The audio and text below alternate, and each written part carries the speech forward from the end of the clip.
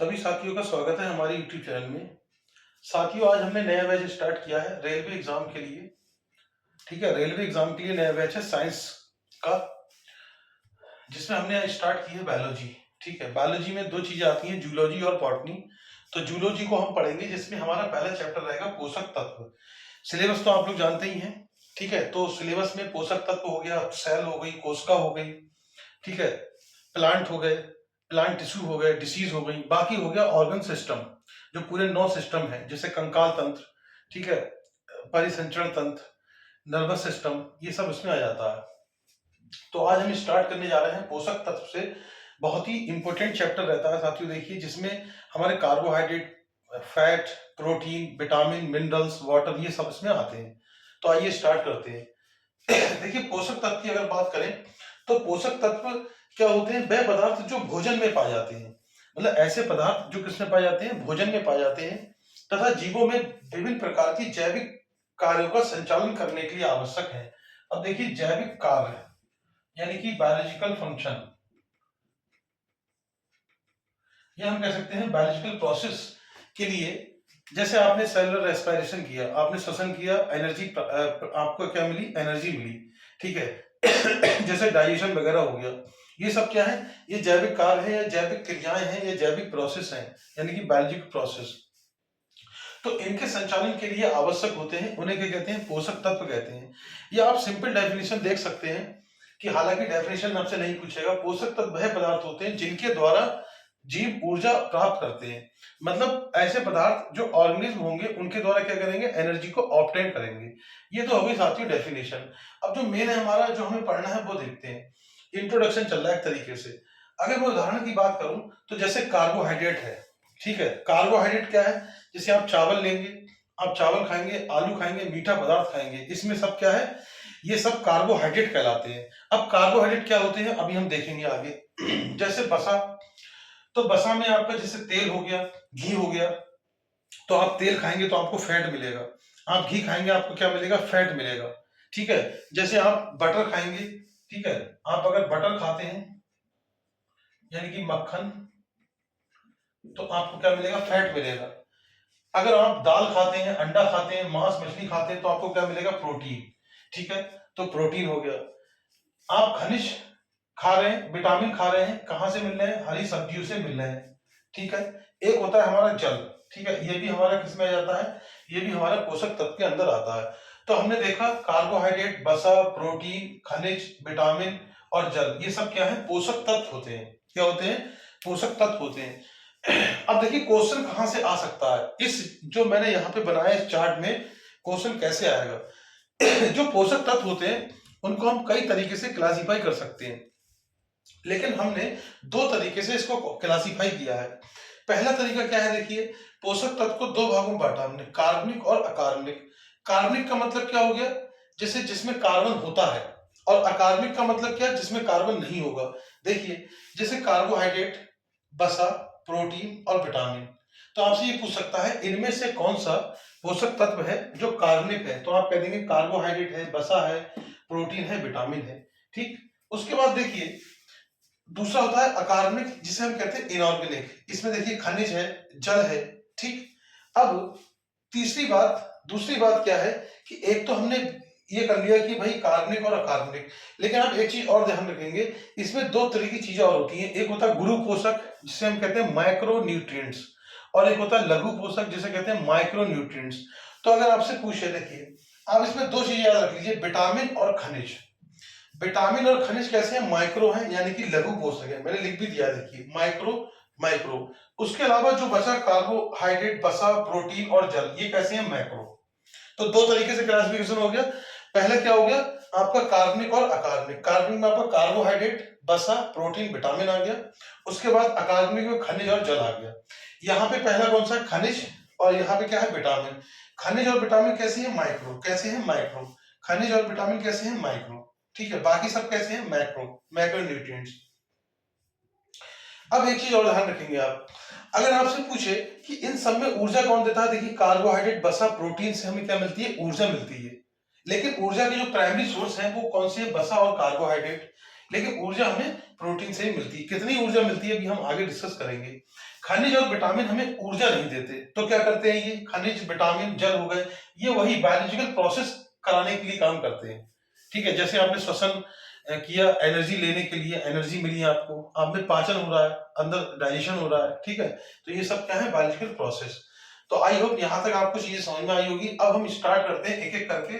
सबसे पहले हम बात करते हैं कार्बोहाइड्रेट की। आगे देखते हैं साथियों, जैसे सबसे पहले हमारे पास है कार्बोहाइड्रेट। अगर हम कार्बोहाइड्रेट की बात करें तो देखिए, कार्बोहाइड्रेट को त्वरित ऊर्जा का स्रोत कहते हैं। त्वरित का मतलब होता है तुरंत, यानी कि हमें अगर किसी को तुरंत ऊर्जा देनी है तो हम क्या करेंगे, कार्बोहाइड्रेट का यूज करेंगे। और उसमें भी हम यूज करते हैं ग्लूकोज का। अभी हम आगे देखेंगे इसमें कार्बोहाइड्रेट के क्लासिफिकेशन में। अगर आपसे पूछे कि जो डेली नीड है, यानी कि हमें कितना कार्बोहाइड्रेट चाहिए पर डे, तो लगभग 300 से 350 ग्राम, या हम कह सकते हैं 350 ग्राम पर डे हमें क्या चाहिए, कार्बोहाइड्रेट चाहिए।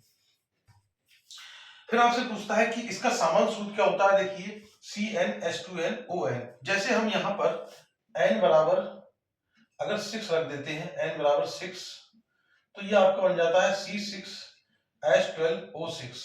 ये आपका फार्मूला बन जाता है ग्लूकोज का, फ्रक्टोज का और गैलेक्टोज का। मेनली यही इंपॉर्टेंट होते हैं आपके। ठीक है, ये 6 कार्बन वाली शर्करा होती है, 6 कार्बन शुगर हो गई है। ठीक है, इन तीनों का फार्मूला सेम होता है, फार्मूला सेम होता है, बट इनकी जो स्ट्रक्चर होती है थोड़ी डिफरेंट होती है। इसके बाद अगर बात करें कि कार्बोहाइड्रेट में क्या क्या होता है, तो आप बोलेंगे इसमें कार्बन, हाइड्रोजन और ऑक्सीजन होता है। क्या होता है इसमें, आप बोलेंगे कार्बन, कार्बन, हाइड्रोजन और ऑक्सीजन। ये सब किसमें होता है, तो आप कहेंगे ये सब कार्बोहाइड्रेट के अंदर होता है। और इसमें कार्बन, हाइड्रोजन और ऑक्सीजन का अनुपात कितना होता है, 1:2:1 होता है। यानी कि ratio of carbon, hydrogen, oxygen is 1:2:1। फिर आपसे पूछता है ये जल योजित कार्बन है, क्या है, जल योजित carbon, they are hydrated carbon. मतलब हम इसको ऐसे भी लिख सकते हैं CH2O। देखिए, एक कार्बन, 2 हाइड्रोजन और 1 ऑक्सीजन, तो ये कार्बन हो गया और ये क्या हो गया, वाटर। तो हम इनको क्या कह सकते हैं, हाइड्रेटेड वाटर, मतलब हाइड्रेटेड कार्बन भी कह सकते हैं। फिर वेरी वेरी इंपॉर्टेंट जो आपसे एग्जाम में पूछता है, जैसे 1 ग्राम कार्बोहाइड्रेट से हमें कितनी किलो कैलोरी ऊर्जा प्राप्त होती है, तो आप कहेंगे 1 ग्राम कार्बोहाइड्रेट से हमें लगभग 4 या 4.1 किलो कैलोरी ऊर्जा प्राप्त होती है। कितनी होती है, 4.1 किलो कैलोरी ऊर्जा प्राप्त होती है। कहीं कहीं आपको 4.2 भी मिल जाएगा लिखा हुआ। ये कार्बनिक यौगिक है। ये कैसे यौगिक है, दे आर ऑर्गेनिक कंपाउंड। ठीक, शरीर की कुल ऊर्जा की आवश्यकता की 50 से 75% मात्रा, आपसे पूछेगा कि शरीर की कुल आवश्यकता की कितनी प्रतिशत मात्रा जो है वो कार्बोहाइड्रेट के द्वारा पूरी होती है, तो आप बोलेंगे 50 से 75% जो मात्रा की पूर्ति है वो कार्बोहाइड्रेट के द्वारा ही होती है। तो यहां तक आप समझे। तो आपसे पूछे कार्बोहाइड्रेट, इन्हें त्वरित ऊर्जा का स्रोत कहते हैं हम। ठीक है, सोर्स मैंने आपको शुरुआत में बता ही दिए थे। दैनिक आवश्यकता यानी कि 350 ग्राम चाहिए पर डे भोजन में। सामान्य सूत्र क्या है, CnH2nOn। अगर n बराबर 6 रख देते हैं तो यहाँ पर ये बन जाता है आपका ग्लूकोज का, फ्रक्टोज का और गैलेक्टोज का फार्मूला। फिर ये इसमें क्या क्या होता है, कार्बन होता है, हाइड्रोजन होता है, ऑक्सीजन होता है। कार्बन, हाइड्रोजन, ऑक्सीजन का अनुपात 1:2:1 होता है। ये जलयोजित कार्बन होते हैं। 1 ग्राम कार्बोहाइड्रेट से हमें कितनी एनर्जी मिलती है, 4.1 किलो कैलोरी एनर्जी मिलती है। ये कैसे होते हैं, कार्बनिक यौगिक होते हैं और शरीर की कुल ऊर्जा की आवश्यकता की 50 से 75% मात्रा की पूर्ति कार्बोहाइड्रेट के द्वारा ही होती है। ठीक है, तो ये हो गया कार्बोहाइड्रेट के बारे में। अब हम देखते हैं कार्बोहाइड्रेट के प्रकार, हाइड्रेट के प्रकार। तो सबसे पहले इसमें प्रकार आता है मोनोसैकेराइड। देखिए, मोनो का मतलब क्या होता है, एक, यानी कि सिंगल। यानी कि हम ये कह सकते हैं ये शर्करा की एक ही इकाई से मिलकर बने होते हैं। जैसे अगर उसमें ग्लूकोज है तो वो एक ही ग्लूकोज होगा, दो नहीं होंगे। ठीक है, तो एक ही इकाई से आप ये कह सकते हैं कि ये मोनोसैकेराइड का मतलब कोई भी शुगर होगी वो सिंगल यूनिट होगी, ग्लूकोज अपने आप में एक होगी। अगर 2 ग्लूकोज मिला दें तो वो डाइसैकेराइड हो जाएगी। बहुत सारे ग्लूकोज मिला देते हैं तो वो पॉलीसैकेराइड हो जाएगी। ठीक है, देखिए क्वेश्चन आता है कि सबसे सरलतम यानी कि सिंपलेस्ट कार्बोहाइड्रेट कौन सा है, तो ये सबसे सरलतम है, मतलब सिंपलेस्ट है। ठीक है, वो कौन सा है, मोनोसैकेराइड। ठीक, तो सरलतम है, जल में घुलनशील है, यानी कि कैसे है ये, वाटर सोल्यूबल होते हैं। कैसे होते हैं, वाटर सोल्यूबल, वाटर सोल्यूबल। और कैसे होते हैं, स्वीट, यानी कि मीठे होंगे। ठीक है, इसके बाद जो इसमें इंपोर्टेंट एग्जांपल्स हैं वो देख लेते हैं, कौन कौन से उदाहरण जो है इसमें एग्जाम में पूछता है। जैसे सबसे पहले है इसमें ग्लूकोज। अब देखिए ग्लूकोज का फार्मूला क्या हो जाएगा, C6H12O6। अब इसमें क्वेश्चन कैसे आएगा, जीवों में ये ईंधन पदार्थ है, यानी कि आप कह सकते हैं it is a fuel material in livings. जो मतलब जीव वगैरह है, ऑर्गेनिज्म है, ठीक है, उनमें क्या होता है, ये ईंधन की तरह काम करता है। ठीक, इसे हम ब्लड शुगर कहते हैं। जैसे आप देखेंगे जो आपका ब्लड है उसके अंदर क्या होगी, ग्लूकोज। ठीक है, तो इसलिए हमने इसे क्या कह दिया, ब्लड शुगर कह दिया। ये अंगूर की शर्करा होती है, मतलब अगर आपसे पूछे कि अंगूर में कौन सी शर्करा पाई जाती है तो वो कौन सी है, तो ग्लूकोज। लेकिन अगर आपसे पूछे फलों की शर्करा कौन सी है, तो वो आप बोलेंगे फ्रक्टोज। ठीक, अभी इसको डिस्कस करते हैं। तो देखिए मैंने आपको शुरुआत में बताया था कि कार्बोहाइड्रेट का काम क्या होता है, ये त्वरित ऊर्जा का स्रोत होते हैं, मतलब तुरंत ऊर्जा देनी है, यानी कि बहुत जल्दी ऊर्जा देनी है। सबसे ज्यादा ऊर्जा देने का स्रोत नहीं है, सबसे ज्यादा ऊर्जा हमें वसा से मिलती है, लेकिन अगर आपसे पूछे तुरंत ऊर्जा किससे मिलती है, कार्बोहाइड्रेट से, और वो भी किससे, ग्लूकोज से। तो मैंने लिखा तुरंत ऊर्जा प्रदान करने वाले कार्बोहाइड्रेट हैं, कौन है, ग्लूकोज। किसी भी खिलाड़ी को या एथलीट्स को, किसी भी धावक को अगर हमें तुरंत ऊर्जा देनी है तो हम उसे क्या देंगे, उसे हम ग्लूकोज को देंगे। तो यहां तक समझ गए कि जीवों में ईंधन पदार्थ है, it is a fuel material in livings. इसे हृदय शर्करा कहते हैं, it is known as blood sugar. ये अंगूर की शर्करा है, इट इज ग्रेप शुगर, यानी कि अंगूर में आपसे पूछे कौन सी शर्करा पाई जाती है तो आप कौन सी बोलेंगे, ग्लूकोज। त्वरित ऊर्जा का स्रोत है, कौन है, ग्लूकोज। किसी भी खिलाड़ी या धावक को ऊर्जा हम देते हैं तो उसे क्या देंगे, ग्लूकोज। अब देखिए फ्रक्टोज। अगर आपसे पूछे कि फलों की शर्करा कौन सी है तो फ्रक्टोज है, या फिर आपसे ये पूछ ले कि सबसे मीठी कौन सी है, क्योंकि नॉर्मल पूछ रहा है सबसे मीठी, इसका मतलब वो नेचुरली होगी। ठीक है, ये क्वेश्चन भी आ चुका है। तो नेचुरली यानी कि प्राकृतिक सबसे मीठी या सबसे मीठी जो शर्करा है वो कौन सी है, फ्रक्टोज है। कैसी है, नेचुरल, यानी कि नेचुरल हमें मिल रही है। कहां से मिल रही है, फलों से। ठीक, बट याद रखेंगे अंगूर में कौन सी होती है, ग्लूकोज। ये शहद में पाई जाती है। अगर आपसे पूछे शहद में कौन सी शुगर पाई जाती है तो आप बोलेंगे फ्रक्टोज पाई जाती है। कौन सी पाई जाती है, फ्रक्टोज। ठीक है, तो यहाँ पर ये फलों की शर्करा हो गई फ्रक्टोज, प्राकृतिक सबसे मीठी शर्करा है और शहद में पाई जाती है। उसके बाद साथियों देखिए तीसरा इसका एग्जाम्पल होता है गैलेक्टोज। अगर हम गैलेक्टोज की बात करें तो इसको समझने के लिए हमें आगे जाना पड़ेगा। ठीक है, अभी आपको समझ में आ जाएगा, बट आप अभी इतना याद रखिए कि ये लैक्टोज में पाई जाती है। इसका मतलब ये हुआ जब हम लैक्टोज को पढ़ेंगे उसमें क्या होगी, गैलेक्टोज होगी, और एक क्या होगी, ग्लूकोज। वही कहलाया पॉलीसैकेराइड का, सॉरी डाइसैकेराइड का एग्जाम्पल। ठीक है, अभी आगे देखेंगे। तो मैं आपको लैक्टोज बता देता हूं कि अगर कहीं लिखा है लैक्टोज तो इसमें दो चीजें होंगी, एक होगा आपका ग्लूकोज और एक होगा आपका गैलेक्टोज।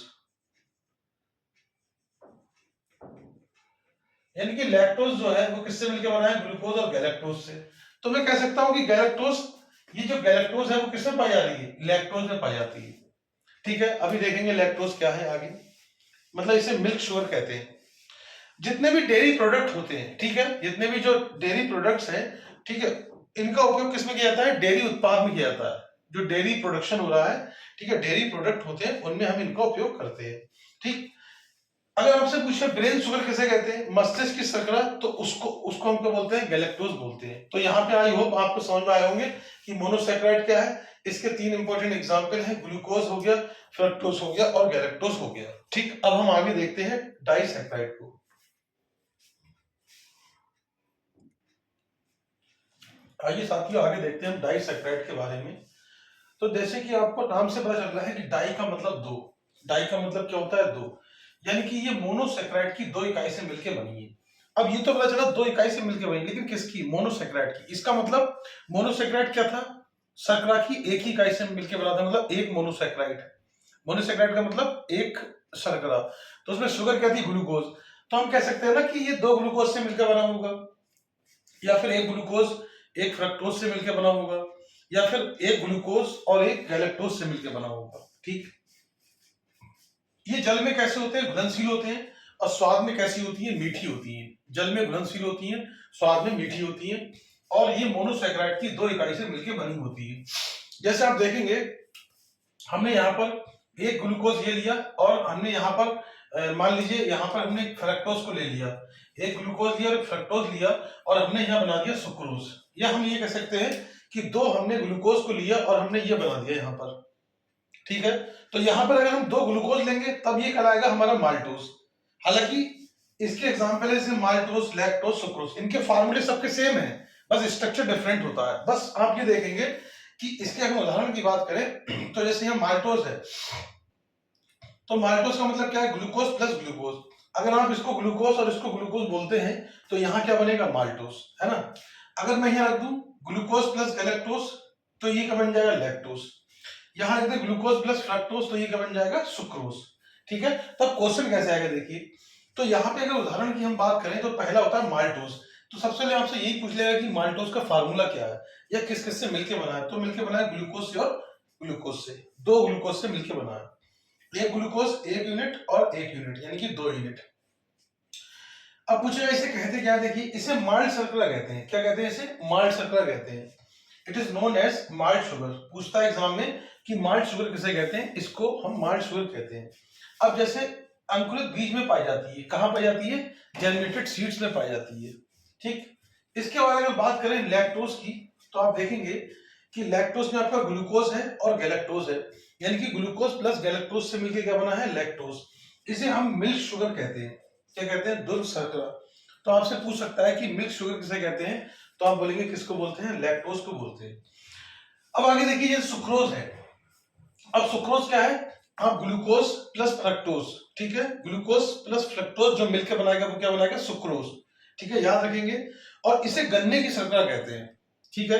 क्या बोलते हैं, गन्ने की शर्करा, ठीक। अगर आपसे पूछे सबसे मीठी शर्करा तो वो पीछे मैंने आपको बताई थी, क्या नाम है, फ्रक्टोज। लेकिन आपसे पूछे गन्ने की शर्करा कौन सी है तो वो है सुक्रोज। इसे टेबल शर्करा भी कहते हैं, जैसे टेबल सॉल्ट होता है वैसे इसको हम क्या कहते हैं, टेबल शुगर भी कहते हैं। तो ये हो गया साथियों हमारा डाइसैकेराइड। जल में घुलनशील होते हैं, स्वाद में मीठे होते हैं, मोनोसैकेराइड की 2 इकाई से मिलकर बने होते हैं। या आप ये भी कह सकते हैं कि शुगर की 2 यूनिट से मिलकर बने होते हैं। बाकी इसमें maltose glucose plus glucose, lactose पूछे तो ग्लूकोज प्लस गैलेक्टोज, सुक्रोज पूछे तो ग्लूकोज प्लस फ्रक्टोज। माल्टोज को हम माल्ट शर्करा कहते हैं, अंकुरित बीज में पाई जाती है। लैक्टोज को हम क्या कहते हैं, इसे दुग्ध शर्करा कहते हैं। सुक्रोज को हम क्या कहते हैं, इसे गन्ने की शर्करा कहते हैं, इसे टेबल शर्करा भी कहते हैं। ये हमारा हो गया डाइसैकेराइड। आगे हम देखते हैं पॉलीसैकेराइड के बारे में। तीसरा जो कार्बोहाइड्रेट का जो तीसरा क्लासिफिकेशन है वो है पॉलीसैकेराइड, ठीक है। क्या बोल रहे हैं, कार्बोहाइड्रेट।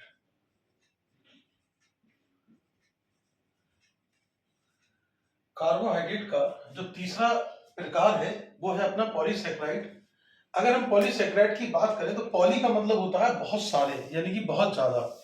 कहने का मतलब ये बहुत सारी मोनोसैकेराइड से मिलकर बने होते हैं, या हम कह सकते हैं 10 से अधिक मोनोसैकेराइड से मिलकर बने होते हैं। और जल में कैसे होते हैं, अघुलनशील होते हैं। कैसे होते हैं, मतलब जल में घुलते नहीं है। इन्हें वाटर इनसॉल्युबल, इनसॉल्युबल का मतलब नॉट सॉल्युबल इन वाटर, ठीक है। यानी कि जल में कैसे होते हैं, अघुलनशील होते हैं। अगर हम इनके उदाहरण की बात करें तो सबसे पहले जैसे मंड है, इसे हम स्टार्च कहते हैं। देखिए क्वेश्चन कैसे आएगा, आपसे पूछेगा पौधों में संचित भोजन है वो क्या है, स्टार्च। जैसे चावल आलू वगैरह में पाया जाता है, आलू चावल आदि में पाया जाता है। दूसरा एग्जांपल है ग्लाइकोजन। ग्लाइकोजन आप ऐसे समझिए कि जब जो हमारे शरीर में ग्लूकोज होता है वही ग्लाइकोजन में कन्वर्ट हो जाता है। जब आप एंडोक्राइन सिस्टम पढ़ेंगे तो वहां चीजें समझ में आएंगी। अभी हमको क्या समझना है, ग्लाइकोजन क्या है, पॉलीसैकेराइड है। क्या है, पॉलीसैकेराइड है। ये जंतु और कवक में संचित भोजन है। मतलब जो हम लोग हैं, प्राणी जो हैं, एनिमल जो हैं, वो अपने अंदर स्टोर फूड को किस फॉर्म में रखता है, ग्लाइकोजन में। ऐसे ही कवक जो होता है वो एक पौधा होता है, वो भी अपने अंदर ग्लाइकोजन के फॉर्म में भोजन को क्या करता है, स्टोर करता है, ठीक। कवक आम हम पढ़ेंगे प्लांट के क्लासिफिकेशन में। इसे जंतु स्टार्च कहते हैं। क्वेश्चन आपसे पूछ लेगा कि बताइए जंतु स्टार्च किसे कहते हैं, तो आप कहेंगे जंतु स्टार्च किसे कहते हैं, हम ग्लाइकोजन को कहते हैं।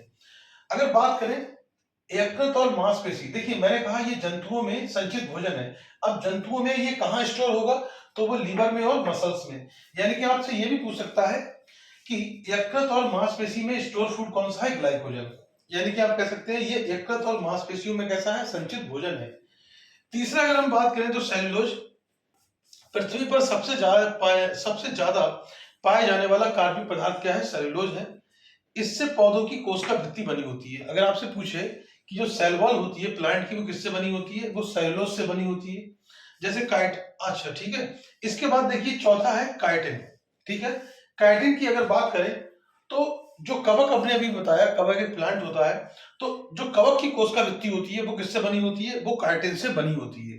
यानी कि एक काइटिन एक ऐसा पॉलीसेकेराइड है जिससे कवक की कोशिका भित्ति बनी होती है।